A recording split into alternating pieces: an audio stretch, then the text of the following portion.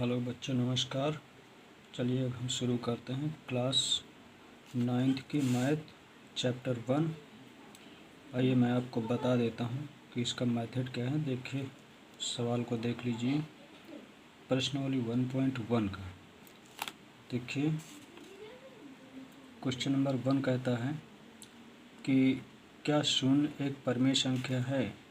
क्या इसे आप p/q के रूप में लिख सकते हैं, जहाँ p और q पूर्णांक हैं और q is not equal to 0 है। तो चलिए मैं आपको बता देता हूँ कि कैसे इसका प्रोसीजर है, कैसे क्या इसको हल करते हैं। आइए देखो बच्चों, हम लोग पढ़ते आ रहे हैं कि वो संख्याएं जिनसे हम किन्हीं वस्तुओं की गिनती कर सकते हैं, जैसे करते ना अपन 1 2 3 4 5 एटसेट्रा।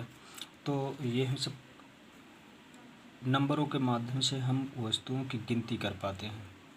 ऐसे तो हम गिनते नहीं हैं कि नंबरों को गिने 0 1 2 3, ऐसे तो कभी करते नहीं हैं। गिनती तो हम 1 2 3 4 से ही शुरू करते हैं। तो जो नंबर 1 से स्टार्ट होता है और अनंत तक जाता है, उसको हम कहते हैं प्राकृतिक संख्याएं। ठीक, अब अगर हम 1 2 3 एंड सो ऑन, इसमें अगर हम 0 और ऐड कर लेते हैं तो इन संख्याओं को बोला जाता है पूर्ण संख्या। ठीक है बच्चों, अब 1 2 3 एंड सो ऑन, ये तो हो गई प्राकृतिक संख्या। इसमें अगर हम 0 और ऐड करते हैं तो ये पूर्ण संख्या होगी। 0 से थोड़ा पीछे आते हैं, -1 -2 -3 -4, तो इनको हम कहते हैं पूर्णांक संख्याएं। पूर्णांक संख्याएं। अब आते हैं पूर्णांक के बाद परिमेय संख्याएं में। परिमेय संख्याएं, परिमेय संख्याएं किसे कहते हैं? देखो, ऐसा हर वो नंबर जिसको हम p/q के रूप में लिख सकते हैं, लेकिन यहाँ पर ध्यान रखना है कि q का मान कभी भी 0 के बराबर नहीं होना चाहिए। और हमारे क्वेश्चन में यही बताया गया था। देखो मैं एक बार और दिखा देता हूँ। ये देखिए लिखा हुआ है q is not equal to 0, यानी q का मान 0 के बराबर नहीं होना चाहिए। तो जो परिमेय संख्याएं होती हैं, वो अगर हम प्राकृतिक संख्या लिखें 1 2 एंड 3, ठीक, तो इसके बटे में तो हम 1 लगा सकते हैं ना। देखिए कोई डिफरेंट पड़ेगा? कोई डिफरेंट नहीं पड़ेगा। अगर हम इस पूरे डिजिट को अगर हम p माने और इसको हम q माने, तो देखो ये पूरे के पूरे डिजिट p/q के रूप में चेंज हो गए। और यहाँ पर q का जो मान है वो 0 के बराबर भी नहीं है। इसलिए हम कह सकते हैं कि सभी प्राकृतिक संख्याएं। इसी तरह से अगर हम पूर्ण संख्या में आते हैं, पूर्ण संख्या 0 से स्टार्ट होता है, 1 2 और आगे बढ़ता जाता है, तो 0 के नीचे भी हम 1 लगा सकते हैं, इसके नीचे भी 1 लगा सकते हैं और इसके नीचे भी 1 लगा सकते हैं। तो इस तरह से ये सारे टर्म भी p/q के रूप में चेंज हो रहे हैं।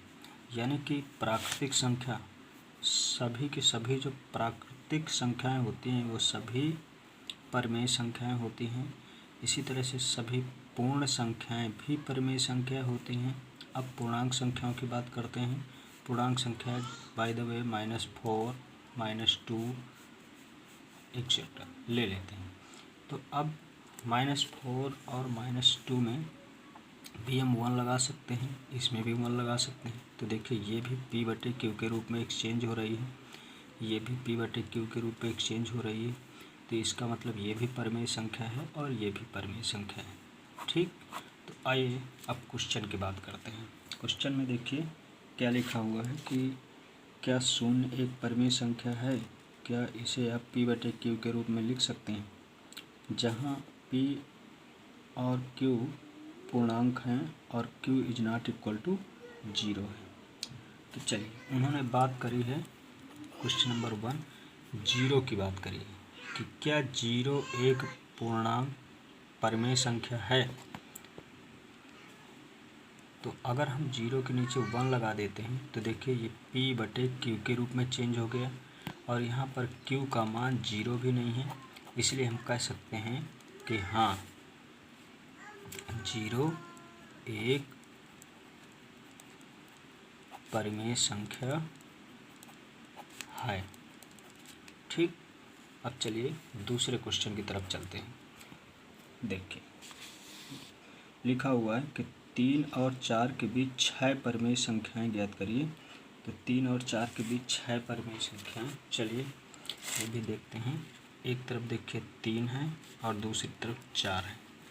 ठीक, तो 4 और 3 दोनों का सम कितना होता है? ये जो दो टर्म लिखे हैं 4 और 3, अब चोरी सी बात है कि ये 7 होता है, तो इसको 7 से मल्टीप्लाई और 7 से डिवाइड, इसी तरह इसको भी 7 से मल्टीप्लाई और 7 से डिवाइड, तो इसका टर्म क्या बन गया 21/7 और इसका टर्म क्या बन गया 28/7। अब हमें 21 और 28 के बीच के सारे टर्म लिखना है। 21 के बाद 22, 23, 24, 25, 26, 1, 2, 3, 4, 5 एंड 27। सबके बटे में 7 लगा दीजिए, बटे 7/7/7। तो देखिए ये वाली जो टर्म यहाँ से यहाँ तक आ गए वो 3 और 4 के बीच की सभी परिमेय संख्याएं हैं, क्योंकि P/Q के रूप में सारे के सारे टर्म लिखे हुए हैं और यहाँ पर Q का मान 0 के बराबर भी नहीं है। ठीक है बच्चों, चलिए अब थर्ड क्वेश्चन की ओर आते हैं। तो देखिए थर्ड क्वेश्चन क्या लिखा हुआ है। थर्ड क्वेश्चन कहता है कि 3/5 और 4/5 के बीच की 5 परिमेय संख्याएं ज्ञात कीजिए।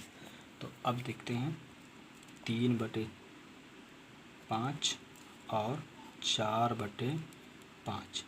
ठीक, देखिए अगर हम 3 और 4 के बीच में पता करते हैं तो 3 और 4 के बीच में तो संख्या 5 परिमेय संख्या तो नहीं निकलेगी, तो हम इसको उसी गुणांक पे आगे बढ़ाते हैं। इसको भी 10 से गुणा करते हैं, इसको भी 10 से गुणा करते हैं, इसी तरह इसको भी 10 से गुणा करते हैं और इसको भी 10 से गुणा करते हैं। तो देखिए ये कितना बन गया 31/50 बन गया और इसी तरह ये कितना बन गया 40/50 बन गया।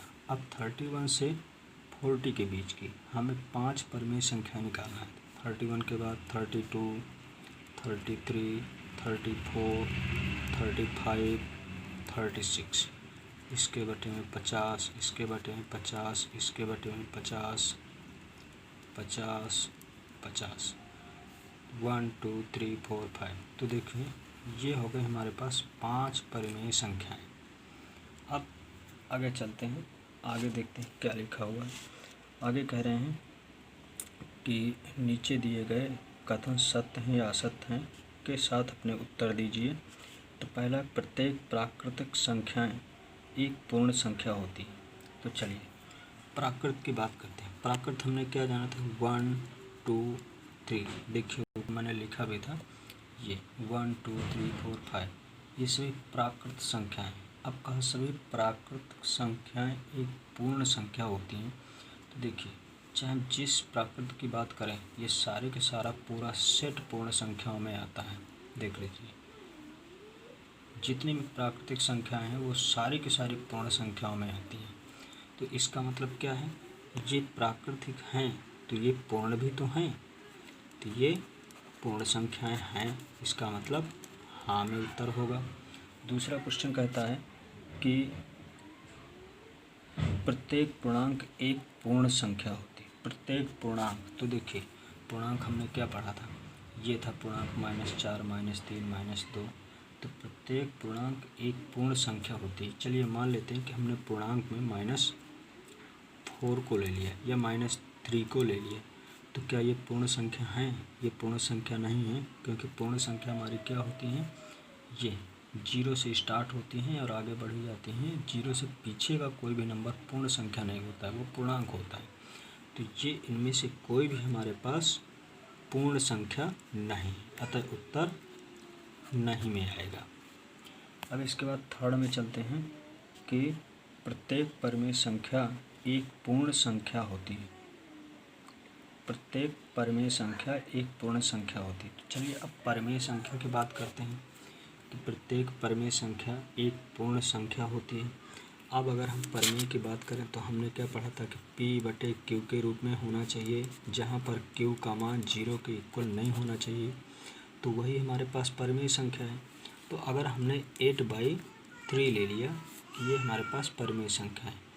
तो अब इन्होंने कहा कि ये जो परिमेय संख्या है वो पूर्ण संख्या होना चाहिए। तो देखते हैं, देखिए पूर्ण संख्या में तो ऐसा कुछ नहीं आया था कि जिसमें अंश और हर दोनों आए, यानी नॉमिनेटर और डिनोमिनेटर दोनों आए, केवल एक ही नंबर लिखा हुआ है।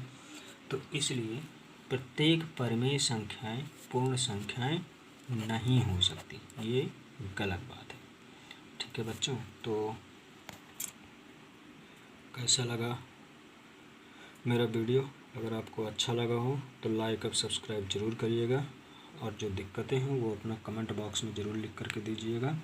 चलिए आगे फिर मिलते हैं। नमस्कार।